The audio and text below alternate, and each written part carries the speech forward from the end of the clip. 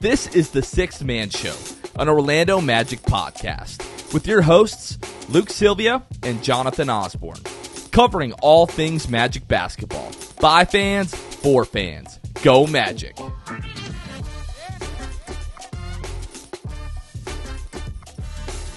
What's going on, Orlando Magic fans? You guys are back with the Sixth Man Show. Today is May 27, 2024. Jonathan Osborne here, joined by Kevin Tucker. Kevin, how are we doing? Jonathan, doing great. Glad to be here. Glad to be hanging out with you and also getting to chat, with our friends here listening or tuning on YouTube for the first time since the end of the season for us. So I'm glad to get to hang out with you. We'll talk some centers, of course, give them some grades in this episode and talk about all kinds of other fun stuff. But glad to be here. And today we are remembering those who gave their lives for our country. As we observe. It feels weird to say celebrate, so observe sounds more appropriate. Memorial Day, but obviously we know there's going to be people getting together and cooking out and all that kind of stuff. So I hope you guys have a great Memorial Day and celebrate safely. But yeah, we're going to talk about centers a little bit. We talked about guards on the last episode. Went through, talked about that whole group's performance. Gave them some grades, in which we'll do a little bit later in the show. But we have a big announcement. And this one, not as sad as the last one. So I think this one is definitely more exciting. Although we're still sad about the last announcement. Luke leaving the show. But Kevin and I, we took a couple of weeks after the end of the season. Obviously, Luke gave us the news about a month before the season ended. I think that he was most likely going to be stepping away from the show. And Kevin and I both agreed, hey, let's just get through the rest of the season. We have some big games coming up. Then we have a playoff run. We can think about all that stuff sort of after the fact.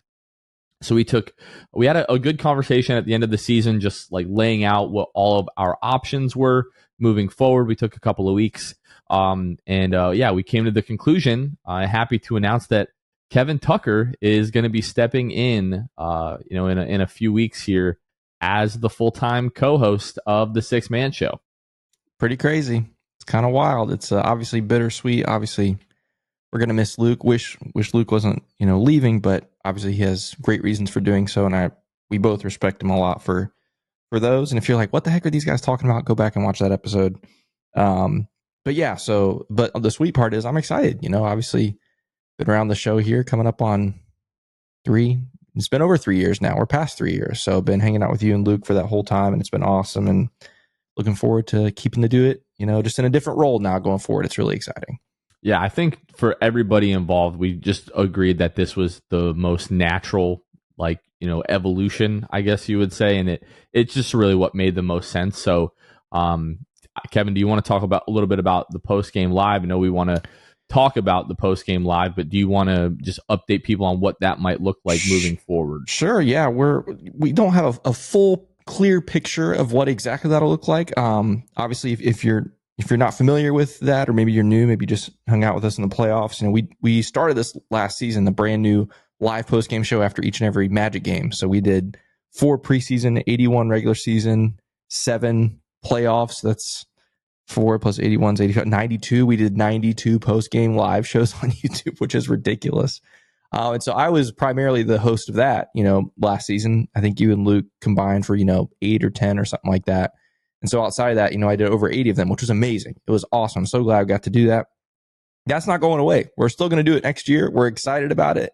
That, proved, more popular than we ever could have imagined, which I was going to talk about this later, but I'll talk about it now. When we sat down and talked about what a live post-game show could look like, I was like, it'll be cool if we have 50 people hanging out with us after the games. And it just blew that completely out of the water all season long. You guys are crazy. So thank you so much for being around and supporting that. And I'm just here to tell you, it's not going anywhere.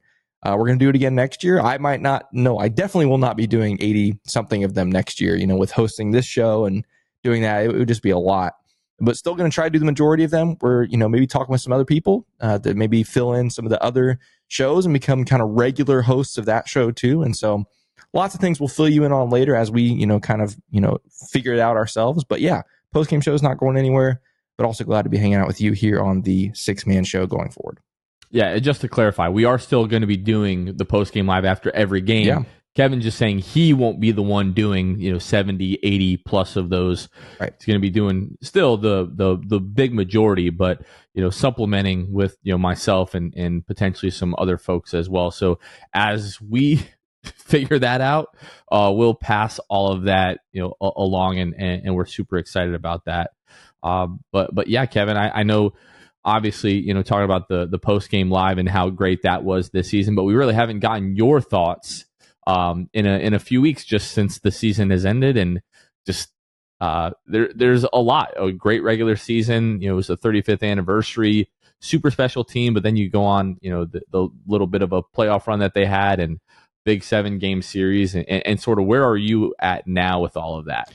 Yeah, I mean, first off, the last post game live show was kind of crazy. Like it was on Wall Street. We just had the watch party, the Game 7 watch party, and everyone was leaving dejected. And at the same time as I was going live on YouTube, Wall Street was getting ready for their Cinco de Mayo celebration. So there was like this band setting up around me, and it was loud and chaotic. And so it was like a super short, like 15-minute, our shortest show all season, 15-minute show. So I never felt like I really got to like put closure on the season, not just for the post game live viewers, but for myself, honestly, being, having a platform like this. And so I think ultimately for me, it was just, it's not going to be anything revolutionary, anything that you guys haven't said or people haven't said on Twitter or whatever, but everything, but just like, wow, like what a cool ride we got to go on this year. And especially now, like we're 3 weeks removed from the end of the season. And it's just like, first off, again, amazing ride. Second off, I'm like, I can't imagine being a fan of the teams that are still going, like as exhausting as those 2 weeks were, going 7 games, thinking about like, okay, that happened for, the Pacers and Knicks, for example. Then they turned around, did a 7-game series in the second round. And now the Pacers are holding on for dear life against the Celtics. It's like the mental and emotional toll of that. It's just like, I'm glad we're easing into this. We did the first round this year. Let's do the second round, maybe Eastern Conference Finals next year. And then we'll figure that out. But all in all, just what a season. I'm just so proud of obviously the team, but I'm so proud of this fan base, honestly. Like you and I and the other diehards out there, like we have just been longing for a special, this fan base to show how special it is.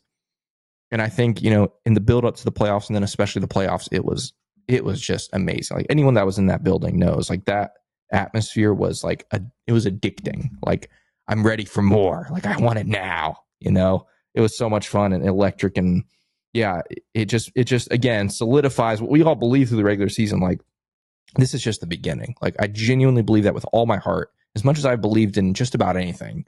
Like this is just the beginning of something really, really special. And so to be here on the ground floor with the real Magic Maniacs, the diehards that have been here since day one, we'll add a bunch of other Magic fans over the years, but this crew that we've got now, it's just really cool to get to experience that with them. So anyway, really special season. Looking forward to some off-season stuff, but I'm just excited to do it all again next year. Yeah, we had our monthly patron Zoom with some of our Hall of Fame and Elite Tier patrons this past week, and we just got to talk with them about, hey, what are your favorite moments from this past season? And sure, there was some talk about like, oh, remember this game, remember that game. But overwhelmingly, like everybody shared that exact same sentiment, just about, this was a super exciting season, but I was really sad to see it end because of how likable these guys were and how close they were and just how special this season was. So every Magic fan that you talk to is echoing that sentiment of just how special a year it was. And I know everybody appreciates it a ton, but good to hear your thoughts on that, Kevin. And we talked about this a little bit with Luke, announcing the fact that he's going to be leaving the show and how he's going to be sticking around for, the next several weeks. Do you want to talk a little bit about that and sort of what our transition is going to look like? Sure. Yeah. So some people have mentioned it's maybe a little odd that Luke, mentioned that he's leaving, but he's still here until we put a question mark on the end. Basically, I asked Luke to do us a little bit of favor. So when he told us in April he's going to be leaving at the end of the season, I actually talked with you guys about this a long time ago, but I found out in April, I'm getting ready to have open heart surgery in June, which is kind of crazy. And so I was like, Luke, can you just hang out until I get through that surgery and get through some of the recovery time? And then I'll join, full time doing this show. But yeah, so I was born with basically a defective valve in my heart. So I've known about this my whole life.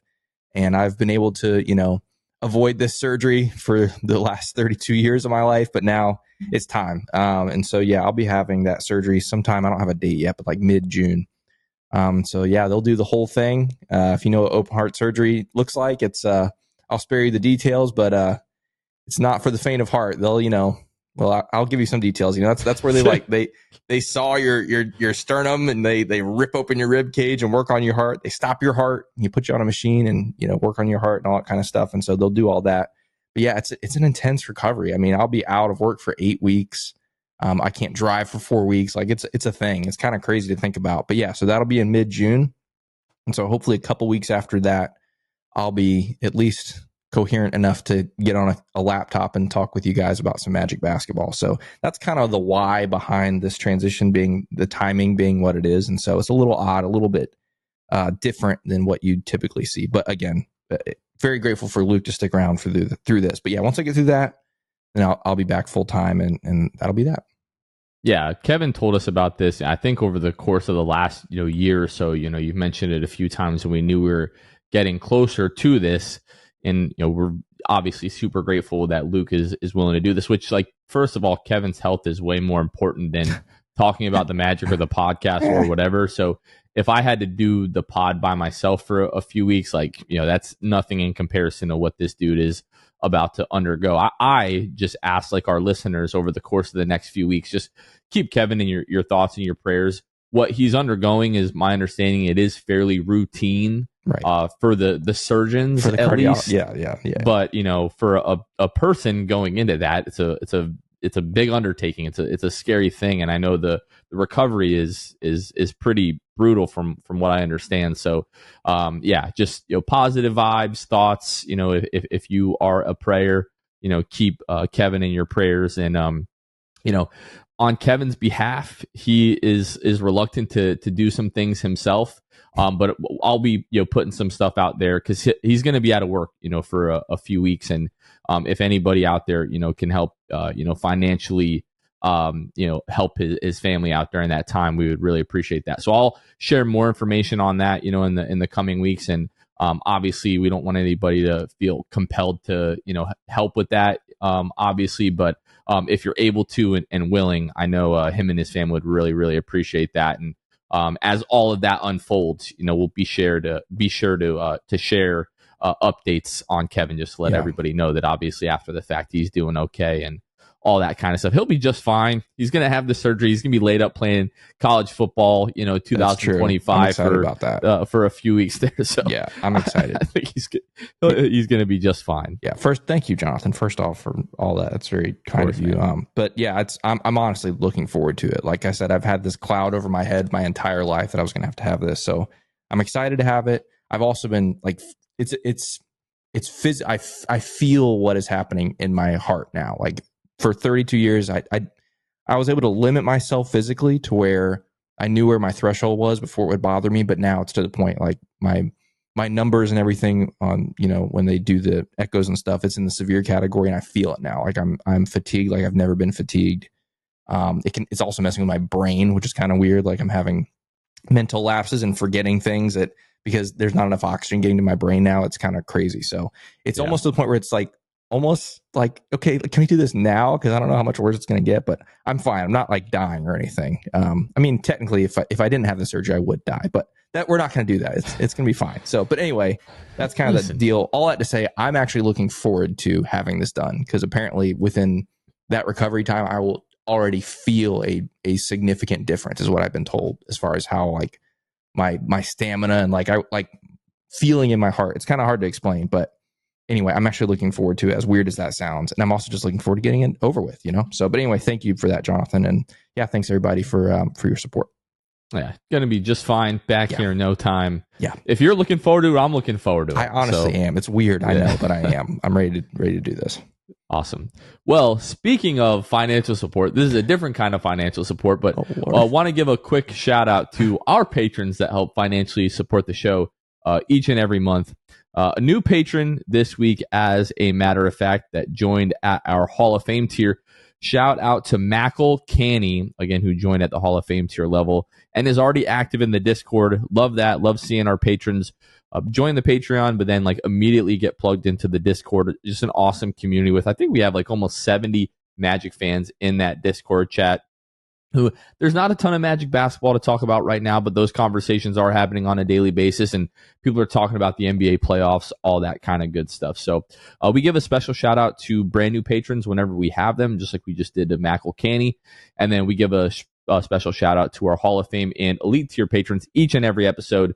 Let's go ahead and give a special shout out to the Court Cousins, Drew Gooden, Armin, Carson Tulo, Ellis, Jonathan Borges, Normal Magic Player History, Gabe Gaines, Wiffle, Michael Martin, Jamel Miller, Michael Salapong, Donkey Punch, Dave Paolo, and Franz's Warmth, Pierre A., Dylan Holden, Mr. Mikey Daniel, Bobby Skinner, Goody93, Teddy Sylvia, Dalek Lopez, Fuchsia, Bill Fulton, Edmund Lagone, Jose Esquilin, Caleb Pete, Cannibalism, Time Mr. TV, ESPN Really Sucks, Gear95 Shred, Junior Bruce, Half Rican, Shahin 177, Bobby the Dawn, Himlo, Ban Himro, RM Prov 221, Ray Pastrana, Magic Kid 714, Mysterious Mosley, Victor Cologne, Irish Magic Mike, Austin Lampete, Random Hustle, Only France, Maria, Keith Wallace, Fritz, Bruv Sal, Kason Green, Santi Leon, Kane Eckler, The Distract, Ahmad Simsa, Chansu, Tom Gadsden, Dead Air, Richard Tuttle, Jeremiah Quintero, Magic Wire, Debo 1980, Magic Matt, Michael Thompson, Mama Richmond, Next Napa, What's Up Playoffs 2024, Dylan Fay, Sammy, David Duffy, Smith Sheiks, Bueno Time, Stantino 1995,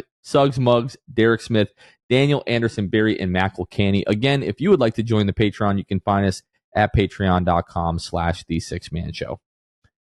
Now, Kevin, last episode, Luke and I went through the guards, 7 of those guards. And this week we're going to talk, or this episode rather, we're going to talk a little bit about the bigs, talking about the centers. We're talking Mo Wagner, Goga Batadze, Wendell Carter Jr. If you missed the last episode, you can go back, listen to that if you want to hear our takes on all of the guards. But we're going to give each one of these guys, we're going to talk about their performance and their numbers on the season individually. And we're going to give them a grade as well. And this grade is sort of relative to what our expectations were of this player sort of heading into the season. So obviously, like, you know, if a guy were to get an A+, it doesn't mean he was an all-star MVP caliber type of guy. It just means that he severely exceeded our expectations heading into the season.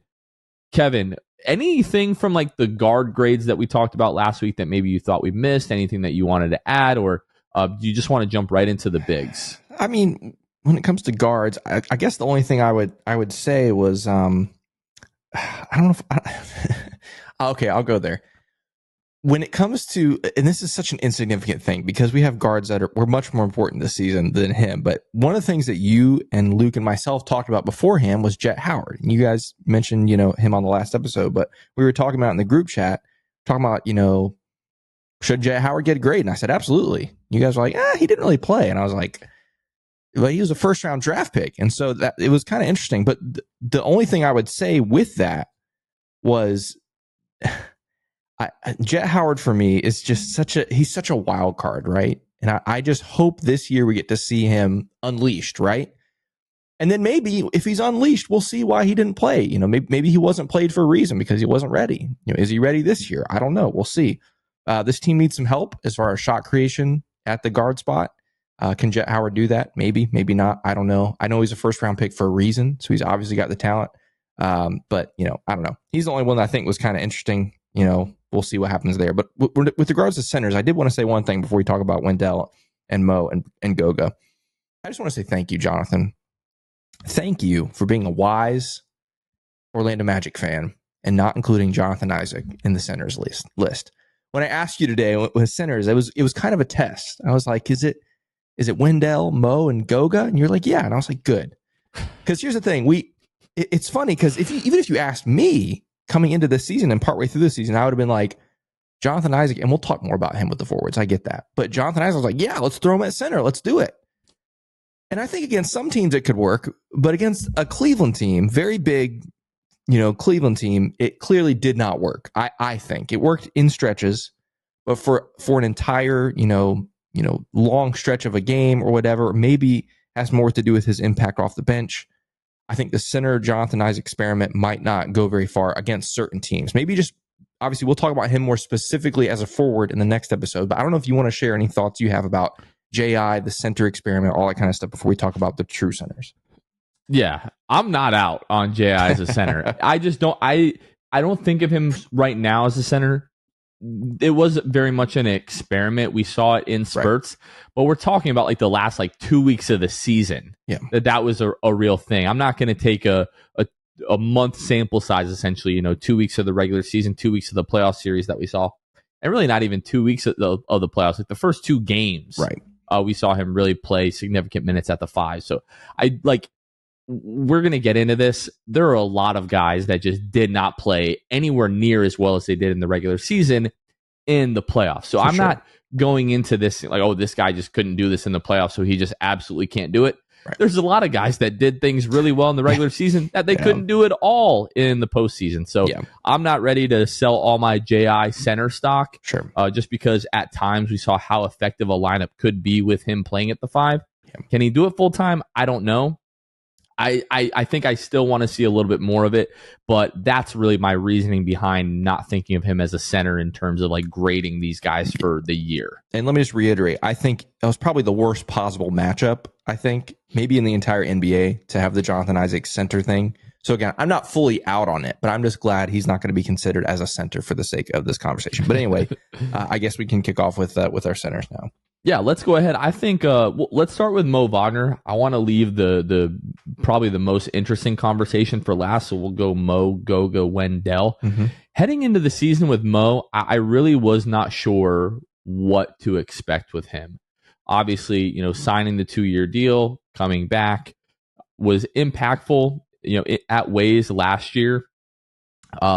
But was it going to be Goga, as the backup 5? Like, what was all that going to look like? Was it going to be JI as the backup 5?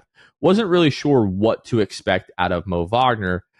For me, I felt like he just took it to another level this year, in really every way. Just like his leadership, which I know I've talked about a few times on the pod, and just sort of how grounded he is. I just feel like he's a great locker room presence for this group and helps keep them level-headed and brings a level of perspective that the locker room might not have if he wasn't a part of it.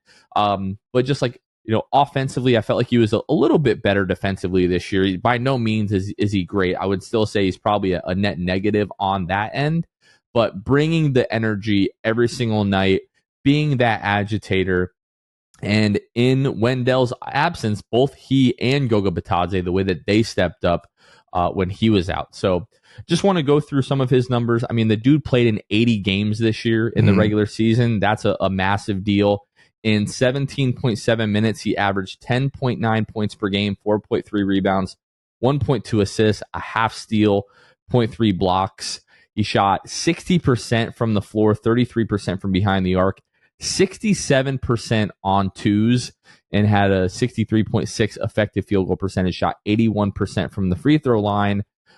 Minutes were down this year, but overall, like, his production was up. He averaged 0.2 rebounds less than last year, 0.3 assists less than last year. But overall, I just felt like we saw Mo Wagner at his absolute best. I think the one thing that I would ask of him next year, if he can just become a little bit better of a shooter from behind the arc and get to that sort of league average, from deep. I love Mo Wagner. I've joked in the past that Mo Wagner is sort of like the Franz Wagner tax. I apologize. It was a joke at the time, but I apologize for ever making the joke because it is so clearly not the case. Does it help keep Franz, a little bit more comfortable and probably a bit happier? Probably. It definitely doesn't hurt. But he is so much more than that. And that is, a little bit of an insult to even joke about because he just is so good. And when, there are certain games like the Boston game, Black Friday, the in-season tournament game, I think he had like 25 points, just dominated Boston, quite frankly. And he can have those types of games every once in a while. And again, just like the agitation and the energy that he brings each and every night, he's just super important to this team. 100% agree. It's no secret if you've listened to me on this show or Post Game Live, I'm a huge Mo Wagner fan. Have been for really a while. I'm just, super happy with him this season. You talk about the fact that his minutes were down by a couple minutes, per game this season. But if you take a look, with that in mind, like kind of his per 36 numbers, like statistically in a lot of categories, this was his best season ever. The exceptions would be like rebounding. He didn't quite rebound as well as he has in the past and things like that. But just across the board, I thought he was great. And again, you talked about not just statistically, I mean, you can mention that, but his presence on the floor this season, not just with the team, right? But he's like Jalen in a sense where like he loves playing at home, like the moments, especially in the playoffs, where he's getting the crowd into it. Like that's worth something. That's not nothing, you know? So you have that again, you know, his impact on the team. I do think he is a glue guy, you know, not just on the floor playing basketball, but in the locker room behind the scenes. He's a guy you really want to have in your corner, right? But then, yeah, on the court, I mean, you have to be super happy with him. You talk about defense. Again, I agree. I thought it was his best defensive, you know, performance that we've seen in the 2.5 years or so that we've got to see him play basketball. Part of it was, you know, having Jonathan Isaac next to him for a lot of those possessions might have helped. You know, he helps make anyone look like a better defender. But it worked. Like that pairing worked. When those guys were on the floor together, it was good. So, yeah, I agree with you. Shooting could be better. But, you know, even this was his second best shooting year, you know, percentage-wise of his career. Let's not forget, Mo's been around a while. You know, what is this? 7.5, 8 seasons now? He's been in the league 7 seasons, whatever it is. I mean, that's a long time. You know, Mo's getting old. Mo's our oldest center. He's our oldest center. He's the old guy in the center, you know, category. So he's been around a while. So for him to be around this long and still putting up some of his best numbers, it's super impressive. I'm super happy he's here. Yeah, I'm a big Mo Wagner fan, and yeah, I was really happy with what we saw this season. I did just want to go through his postseason stats. Yeah. Not great. Played in 7 games, 15 minutes per game, 6.3 points, 4.4 rebounds, 0.3 assists, 0.9 steals, 0.4 blocks, 44% from the floor, 22% from behind the arc, 51%, almost 52% on twos, and an effective field goal percentage of 47.2, shot 58% from the free throw line. Again, a lot of guys, you look at their playoff numbers compared to their regular season numbers, don't really look all that great. And I am going to chalk that up to just for most of these guys, it was their first experience into the playoffs. I think they'll learn from this. They'll get better moving forward. Now, next year we're in the playoffs. We have the same issue. Then we can start going like, all right, Paolo, playoff riser. This guy, playoff faller. Like we'll have to sort of see what that looks like. For me, maybe this is too generous. I gave Mo Wagner an A. I just think he just so far exceeded my expectations of what he was going to look like this year. And the way that he stepped up in Wendell's absence, he was just really, really good. Yeah, I had a B+, so we're pretty close there. Yeah, I thought he was great. Yeah, I really can't speak highly enough about him, and glad he's going to be sticking around at least, you know, for another season at least, but hopefully a long time with him and Franz together. I think why not have them together? And I think we'll talk about Franz obviously later, but you know, in the next episode. But I think Mo genuinely likes being here. You know, we could say that about a lot of guys, but I feel like even just watching his Instagram story, I don't know if you got to see that a couple days ago, even just kind of his recap of the season. I mean, it was like 25 slides, like it was so many pictures. But the captions and stuff that he was writing was like so heartfelt. Like he loves getting to do this. You know, it's really cool, and he's a great guy too. Actually, I do want to share. A friend of mine is a Cleveland fan, and so obviously, you know, over the course of that series, we were texting back and forth, and he was asking he was like, dude, I can't stand Mo Wagner, man. I can't stand it. And I was like, oh, he loves that you can't stand him. Like that's his goal. Like mission accomplished. And he was asking, he was like, is he just like this all the time? Like, is he just a horrible person? I was like, I don't know him personally. I mean, we've got to be around him like at media day and stuff, and we know people that do know him personally. I was like, by all accounts, he is the kindest dude, like the nicest guy, the most like well-spoken and everything. But yeah, when he gets on the court, he wants to get under your skin. That's what he does, and he loves it. And so anyway, I'm a big Mo Wagner fan. I love that my friend can't stand him. I think it's great. And so, yeah, it's pretty cool. But B+, that's all I have to say. B+ for me. My favorite element of that aspect of Mo's game is that he doesn't do it in like the Patrick Beverley, like in your face kind of stuff, like getting underneath your skin, like doing it in a like an arrogant way by any means. It's all very subtle, as if he's trying to act like it's not even happening, even though everything that he's doing is very intentional. I think there's a misconception that he's somehow like a dirty player. Right. He's so far from that. He's just annoying. Yep. He's purposefully annoying to the opponent, but by no means is he like a dirty or even like an overly physical player. Right. It's just like he's just always there, you know, every second that he's on the floor. So yeah, I love him, and I know we've talked about this, but maybe newer listeners of the show that maybe aren't as familiar with Mo Wagner, but he just always, when the team is playing really well or when the team is playing really poorly, when the team's just sort of average, maybe this isn't as valuable as a trait, but those two extremes, his ability to bring these guys back to the middle. Like, hey, we're not as good as we are right now, but we're not as bad as we are right now either. And the way that he's always able to speak to that and just like really articulate the way that he's thinking and the way that he's communicating with his teammates has always been really impressive to me.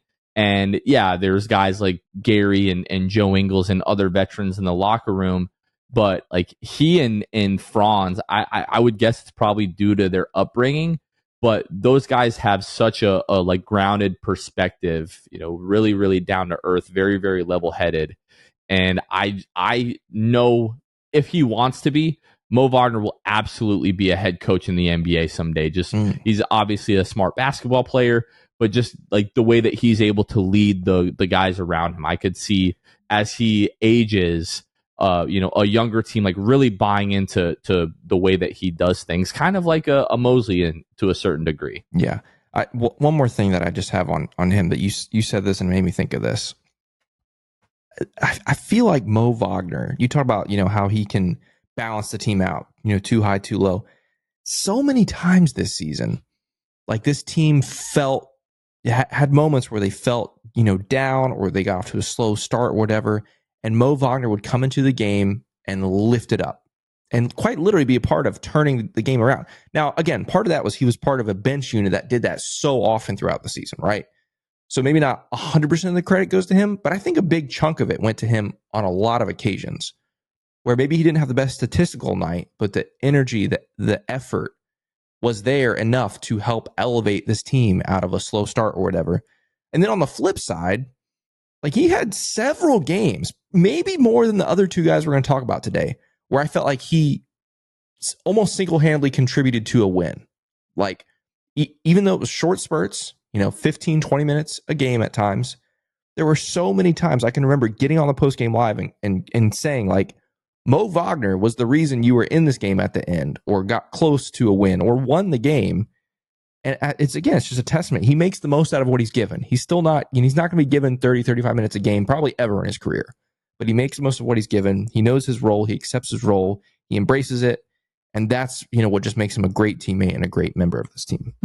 And to your point about his impact in that second unit, I think a guy that we're going to talk about in the next episode, Joe Ingles, we probably look at Joe Ingles a lot differently if it wasn't for the connection that he had with Mo and the way that those guys played off of each other. So yeah. Obviously we'll talk more about Joe Ingles in the next episode as we talk about the forwards. But let's move on. Let's talk about Goga Bitadze. So 24-year-old season here. Played in 62 games. He started 33 games, large chunk when Wendell Carter Jr. was out of the lineup. He averaged 5 points per game, 4.6 rebounds, 1.3 assists, a half steal, 1.2 blocks per game. Shot 60% from the floor, 14% from deep. We want to see that get a little bit better there. No, I'd rather it be zero. Okay, take Fair zero. Enough. Zero attempts is more like it. 63.6% on twos and had an effective field goal percentage of 60.8. Shot 65% from the free throw line. Rebound numbers were down a little bit this year, played about the same, minutes per game, but assists, steals, blocks, field goal percentage, effective field goal percentage, all over compared to last year. Goga was another guy that I just didn't know really where he was going to fit into the lineup, whether he was going to be that second center, whether it was going to be Mo Wagner. And if everybody was healthy, is this guy even going to be a guy that really sees the floor? Only played in 17 games last year, was okay, I guess, in those minutes. 17 games, played 15 minutes per game. But I just didn't really know what to expect out of Goga. And when Wendell went down, a lot of us were like, okay, here we go again. It's going to be, Markelle goes out at the same time, but great. This is going to be last season all over again, where you struggle coming out of the gate due to injuries. But the way that Mo and Goga stepped up, and I mean, I know we talked about Anthony Black in the last episode, but Anthony Black as well. And really, like, just this team played arguably their best basketball of the season during that stretch where Mo and Goga Batadze were getting the majority of the minutes. So for me, it did fall off. Like you saw as the year went on, some of his shortcomings, and he didn't contribute on a consistent basis as much as Mo Wagner did. But I thought Goga was really good this year. Yeah, me too. And part of this is actually a shout out to Jamal Mosley for pulling that, move when Wendell goes out. I mean, there's a lot of question marks, when that first happened. Again, we'd only seen Goga for 17 games last season. And so when Mosley made that call and it was like, I don't know, we got Mo Wagner right there. What are we doing? And obviously it worked out fine, starting him for all those games. But yeah, I mean, Goga, a bit of a mystery coming into the season. Again, I know we saw him for 17 games last year, but it was towards the end of the season and we didn't really know what we had. And so I think first off, it's still funny. He's 24 years old. That is the oldest looking 24-year-old I've ever seen in my life. Are you kidding me? That dude's beard and chest hair crawling out of his jersey every night. I mean, come on. Dude looks like he's older than me. So it's surprising to hear that he's 24. Every time I read that, it's crazy. But yeah, I mean, you can't fault him for what he did, right? The thing with Goga is what Goga is. Like, you know exactly what he is. You know what he's going to bring you. You know what he's not. And he doesn't try to be anything other than that, which I can always appreciate that. Is he what this team needs as a starting center? That's debatable, right? Like he's not necessarily a rim runner. He's going to stretch the floor, but he does certain things well. Good rim protector, good rebounder, maybe good as a stretch. When he's challenged with that, he can rebound well. So yeah, again, he knows his strengths, knows his weaknesses, plays to that. And so I can't really fault him for that. Again, some people were calling for him to play late in the season. Some people were calling for him to play in the playoffs against Jared Allen and Evan Mobley. Is that a stretch? If you ask me, I think maybe. But at the same time, I can't really fault people for saying that when they saw him play as well as he did with the lineup that was out there, while Wendell was out. So yeah, I like Goga. Is he more than a third string center? I don't know. Is he a starter? I don't think so. Is he a second string center? You could argue that. But yeah, that's kind of where I sit with Goga.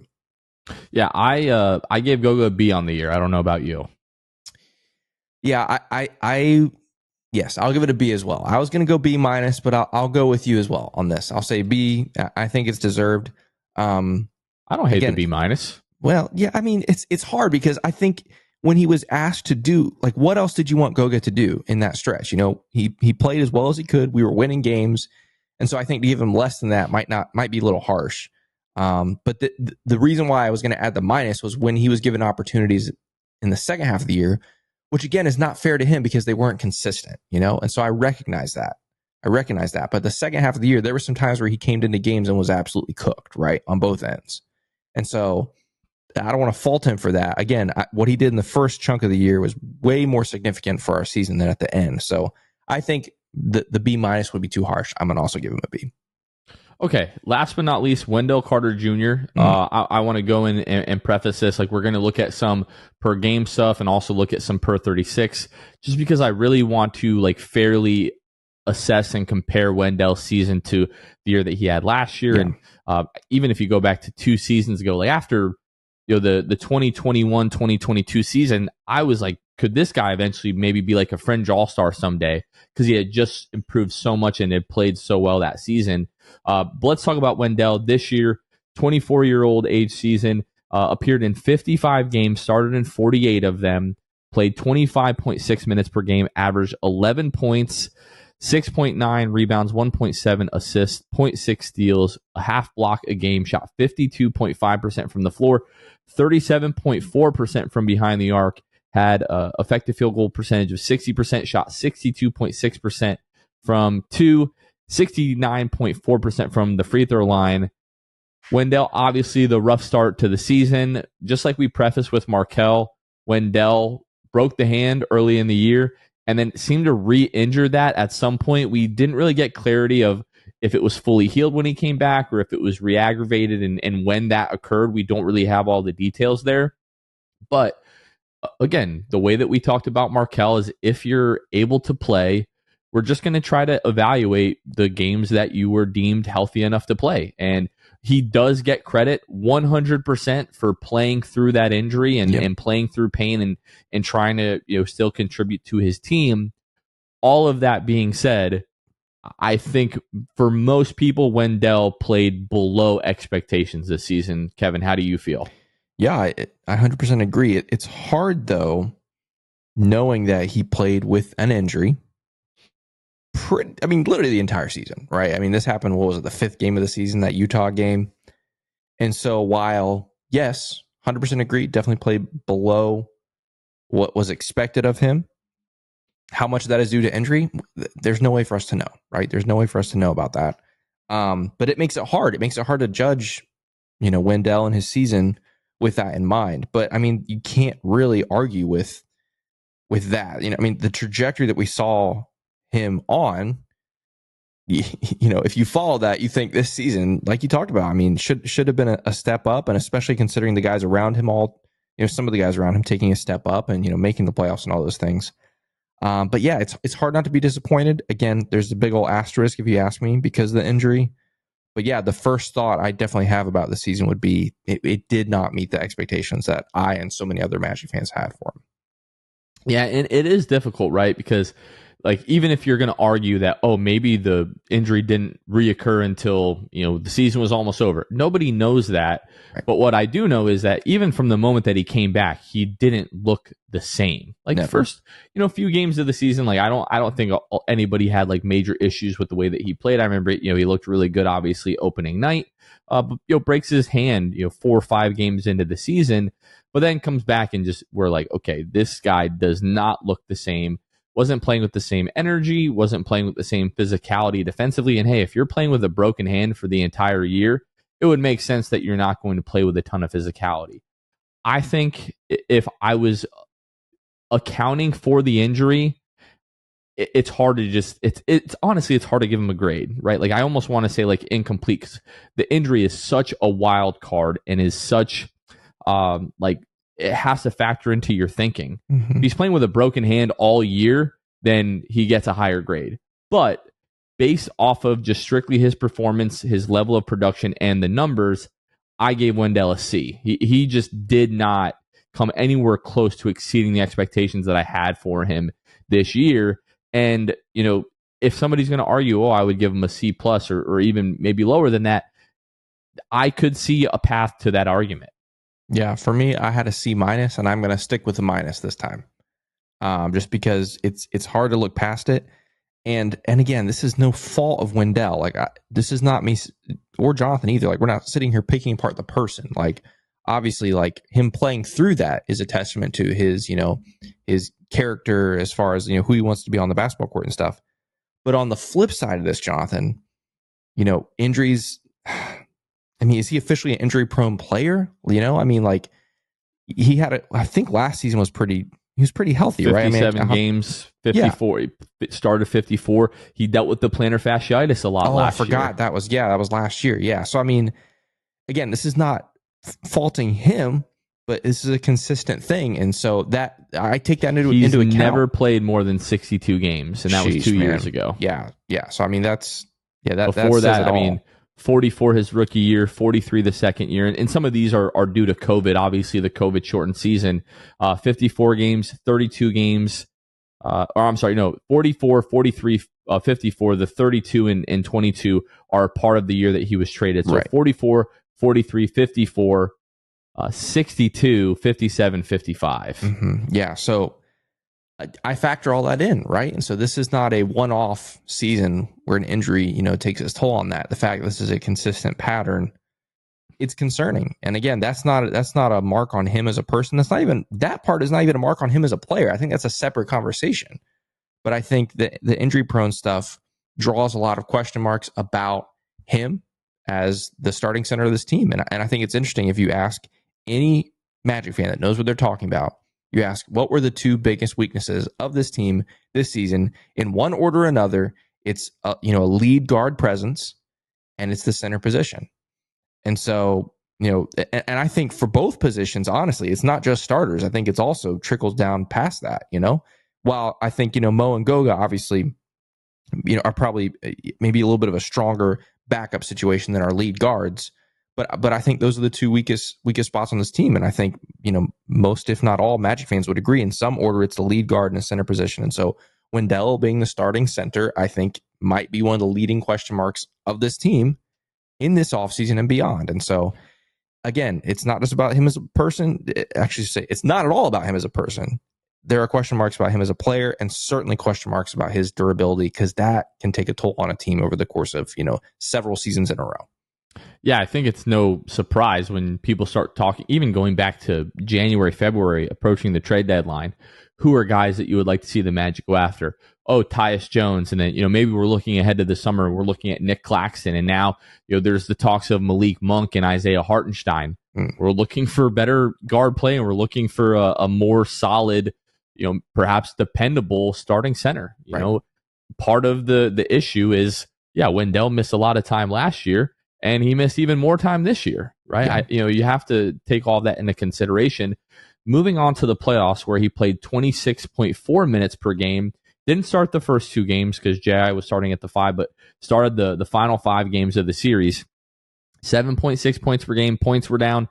Rebounds were down. Assists were down. Field goal percentage, 3-point percentage, effective field goal percentage, all were down. Again, not going to beat up a ton on Wendell for his playoff performance, because a lot of guys struggled in the playoffs. What I do want to take a look at, however, are his per 36 numbers. So I'm going to go back to last season. Per 36, average 18.5 points per game, 10.6 rebounds, 2.8 assists, 0.6 steals, 0.7 blocks.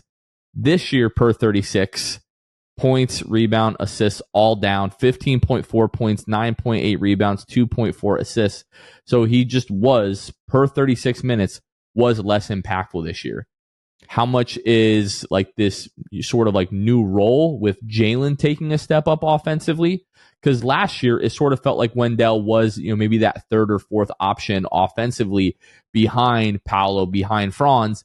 Jalen taking that step this year, I feel like took a little bit offensively away from Wendell. But apart from that, like, we need him to be the lead rebounder on this team, which he was not. We need him, to help facilitate the ball, which ball not being in his hands quite as much is definitely a detriment there. But just by all counts, was less impactful and did not have the same level of production as he is in recent years.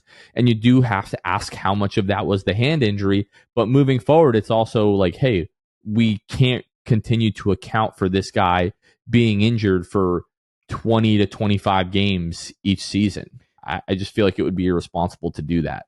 Yeah. And honestly, I didn't even mention this part of it when we were talking about him a second ago, but I think, at least for me and maybe a lot of other Magic fans, I think one of the biggest frustrations we have with Wendell, even when he's healthy, is he's just not a rebounding presence. That's just not who he is. It's not part of his game for whatever reason. Who knows?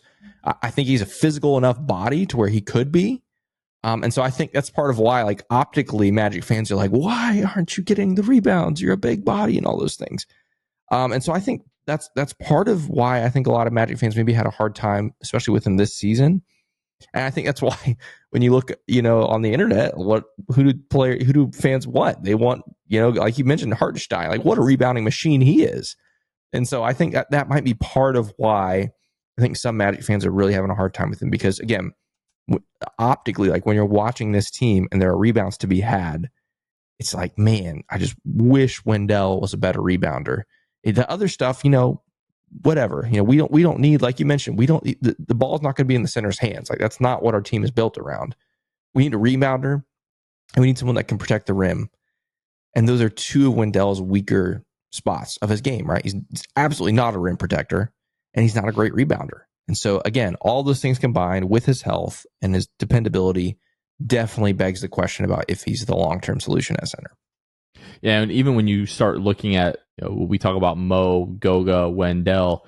Mo was the only center of the 3 that had a positive differential when you start looking at, like, their on-off stats. Like Wendell, right. The team was almost 1 point worse with Wendell per 100 possessions with Wendell on the floor. So those are all things that I think the Magic have to take into account. But yeah, I mean, I love Wendell, was super high on him a couple of years ago. Like, when you go back and look at what he was doing, 15 points, 10.5 rebounds a game, 52% from the floor. Sure, you love the fact that the 3-point percentage is coming along, like 37% from behind the arc is incredible. I think he has a ton of value there if he can stay healthy. And he doesn't have to give you 15 points per game, but I think at bare minimum needs to be at 9-10 rebounds per game. If you could tell me Wendell is going to play even 65 games a year and is going to give you almost a double-double every night while shooting 37% from behind the arc, I'm all in. Like that's fantastic. That's what we need. But I just have real questions on whether you can depend on that moving forward. And it's no secret, a year or two ago, he was looked at as one of the best contracts in the league. Yep. Do I think by any means it's a bad contract at this point? No, but I don't really feel like he is one of the best contracts in the league at this point, even at the pretty conservative number of whatever it's 12 or $13 million a year. I think it might even be less than that because I think they front loaded that contract. So he's probably around like 11 or 10 million. Yeah. And although that's still a good value contract, by no means do I feel like it's this steal, that it once was, in large part due to the fact that, his production has been somewhat decreasing over the past couple of years, coupled with the fact of he struggles to stay available, which is one of the most important things. So I do think what the Magic need to address this offseason is the starting center position long-term and a lead guard. If Wendell is still on this team next year and he's your full-time backup 5, you're doing really freaking well. Yeah, that's exactly what I was about to ask you, Jonathan. Like, let's say the Magic go out and get a starting 5. Name it, whoever it is, Nick Claxton, Isaiah Hartenstein, whoever you want it to be, fill in the blank, you people listening at home. Is there a world in which Wendell Carter accepts that role? Like, he did it in the playoffs, right? In the first couple, the end of the regular season, first couple games of the playoffs, with Jonathan Isaac starting, and he seemed okay with it then. And that's on the biggest stage. Like, you worked 82 games. Well, he didn't play 82 games, but you worked through the whole season to get that point, mentally knowing you are the starting center. All of a sudden to have that change when the lights got the brightest. And if it bothered him, he didn't show it, right? So I'll give him that. But I guess that's the question is, like, would he accept that role? And then the question is, on the center position as a whole, like, Mo Wagner's coming back. Like, it's an $8 million club option, like team option. I don't see a world in which, Mo Wagner, he's coming back, okay? Goga, on the other hand, is an unrestricted free agent. That's what I was going to get. Goga probably will not be back. Right. Goga more than likely will not be back. And not just because, and not because I don't think the Magic want him necessarily, but I think he's going to get paid more somewhere else. I think that's very possible. I think the times that Goga was able to see the floor, the times where he started and proved himself, I think made him valuable to certain teams out there. And so good for him. I'm happy for him. He deserves it. I would be surprised if Goga comes back. So that being said, it looks like Magic will be signing a center. It's just a question, is that the first center or the third center, right? So are we running it back with Wendell as your top center, Mo as the backup, and you're signing a different third string center? Or does that get moved around? Like, are we signing a starting center? Wendell becomes the backup, and then is Mo the third string center all of a sudden? Or the other question becomes, are you signing a center, Mo's the backup, and Wendell is dealt? I think the center position has maybe the most question marks for this offseason. It's very interesting. I have no idea what to expect from Jeff and Anthony Parker. So it's definitely going to be, I think, something with a lot of twists and turns. But I will say, I think most Magic fans would not be happy if we just stayed pat, right? Wendell, Mo, even if it's Goga or whatever third string center, I think most Magic fans would be pretty disappointed in that. Yeah, I think each one of those possibilities that you laid out are all really feasible. I could see a path to any one of those happening. With Wendell, would he accept a starting role or a backup role rather?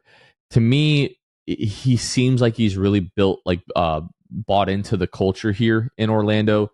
We know that he's a super high character kind of guy. I look at a guy like Cole Anthony, who last year lost his starting job.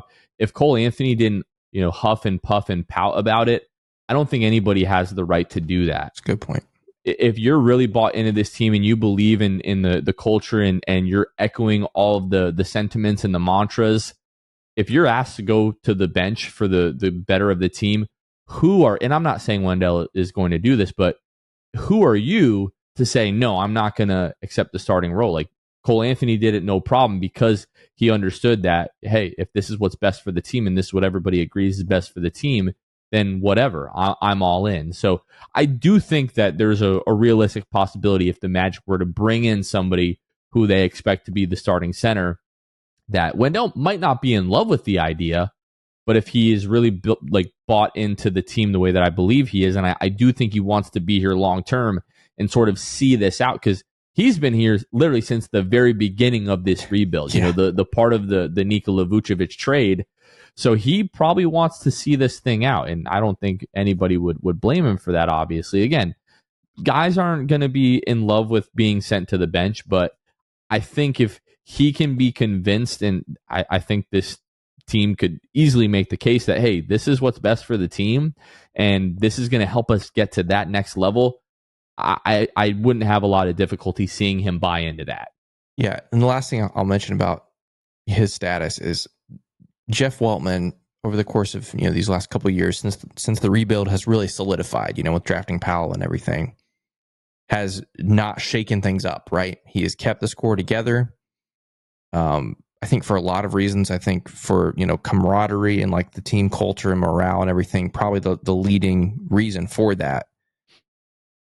At some point, whether it's now or later, he's going to have to be a little bit ruthless and have to make some decisions that are, when it comes to those things, team culture and morale and all those things, it's going to be very, very difficult to do, right? And I think some Magic fans aren't going to enjoy it. I think some of the players might not even really love it when that day comes.